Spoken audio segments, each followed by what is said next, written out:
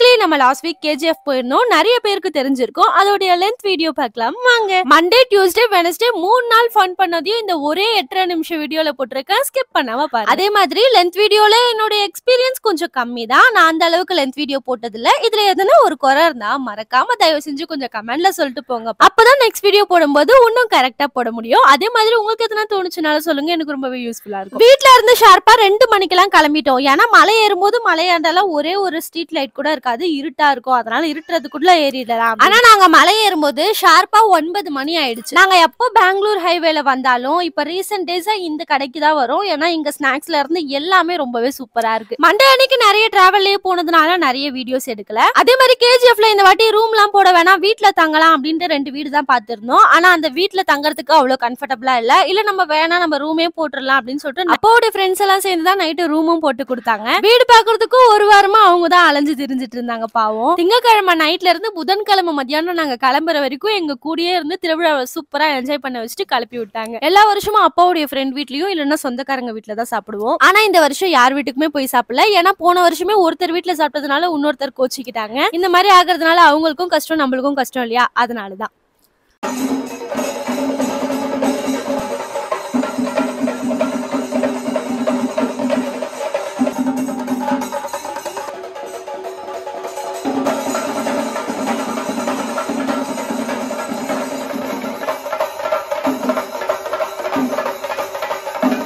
இந்த வீடியோவை ஸ்கிப் பண்ணாம பார்த்துட்டு கடைசியில வீடியோ எப்படி இருந்துச்சுன்னு கமெண்ட்ல சொல்லுங்க.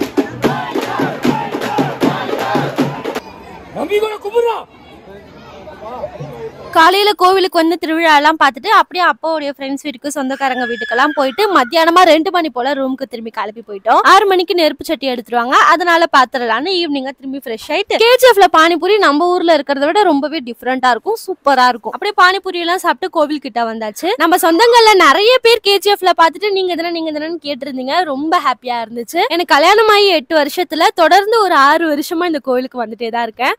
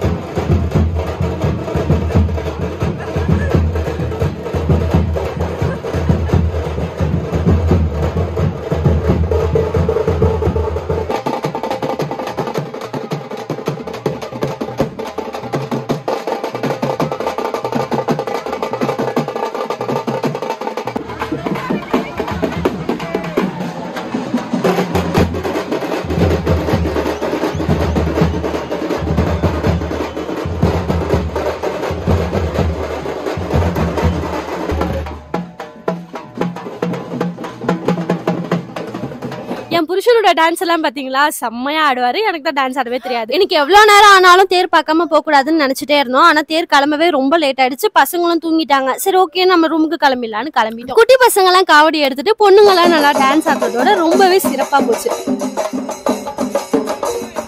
வீட்ல இருந்து கிளம்பும் போதே சொல்லிட்டேன், இடியாப்பமும் கைமாவும் வாங்கி தரலன்னா நான் அங்க இருந்து வரவே மாட்டேன் அப்படின்னு. காலையில 7 மணிக்கு இந்த கடைக்கு வந்து ஆஜரானாதான் இடியாப்பமும் கைமாவும் நம்மளுக்கு கிடைக்கும். வெனஸ்டே அன்னைக்கு சூப்பரான டிஃபனை முடிச்சுட்டு காலையில ரொம்ப ஃப்ரீயா போய் சாமி பார்த்தோம். நான்வெஜ் எல்லாம் சாப்பிட்டு கோவிலுக்கு போக கூடாது அப்படின்னு சொல்லிட்டு ஏற்கனவே நான் போட்ட ஒரு வீடியோல சொல்லியிருந்தீங்க. சாமிக்கே நான்வெஜ் தான் வச்சு படைக்கிறாங்க, அப்புறம் நம்ம ஏன் நான்வெஜ் சாப்பிட்டு போக கூடாது? கோவில இருந்து பக்கத்துல தெரிஞ்சவங்க வீட்டுக்கு தான் போகணும். அதுக்குள்ளேயே மைக்ல ஒரு சத்தம் கேட்டுச்சு. என்னடா இது அப்படின்னு பார்த்தா புடவையை ஏல விட ஆரம்பிச்சிட்டாங்க.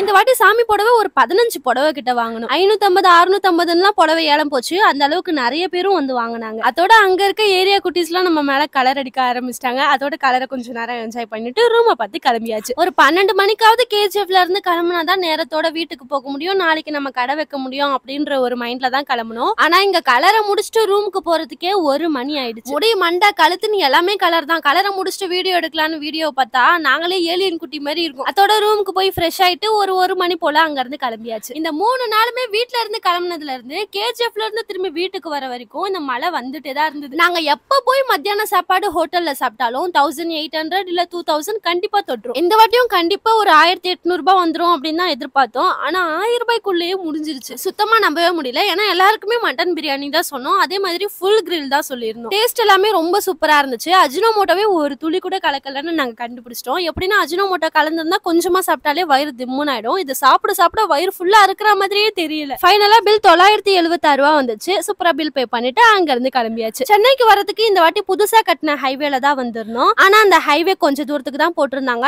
அதுவே ரொம்ப சூப்பரா இருந்தது. அடுத்த வருஷம் போகும்போது இன்னும் கொஞ்சம் ஃபுல்லாவே முடிச்சிட்டாங்கன்னா ரொம்பவே நல்லா இருக்கும்னு நினைச்சிட்டே வந்துட்டோம். உங்க பொண்ணான நேரத்தை செலவழிச்சு 8.5 நிமிஷம் வீடியோ பார்த்ததுக்கு ரொம்ப நன்றி. இதோட இந்த வீடியோவை முடிச்சுக்கிறேன். வீடியோல என்னென்ன குறை இருக்கும் மறக்காம சொல்லிட்டு போனோம். அதே மாதிரி இந்த வீடியோல நான் போட்டிருந்த ட்ரெஸ் எல்லாம் நல்லா இருக்கான்னு கமெண்ட்ல சொல்லிட்டு போங்க. நாளைக்கு கடை வைக்கிறதுக்கு எல்லாம் பொருளும் வாங்கிட்டு போகலான்னு வீக்கோட்டா அப்படின்ற ஊருக்கு வந்து எல்லாமே வாங்கியாச்சு. ஆனா நாளைக்கு கடை வச்சனா இல்லையான்னு அடுத்த வீடியோல கண்டிப்பா சொல்றேன். வேலூர் ரத்னகிரி எல்லாம் தாண்டினதும் ஒரு சூப்பரான காஃபி டீ எல்லாம் குடிச்சிட்டு vlog கட் பண்ணியாச்சு. நெக்ஸ்ட் வீடியோல வரேன்.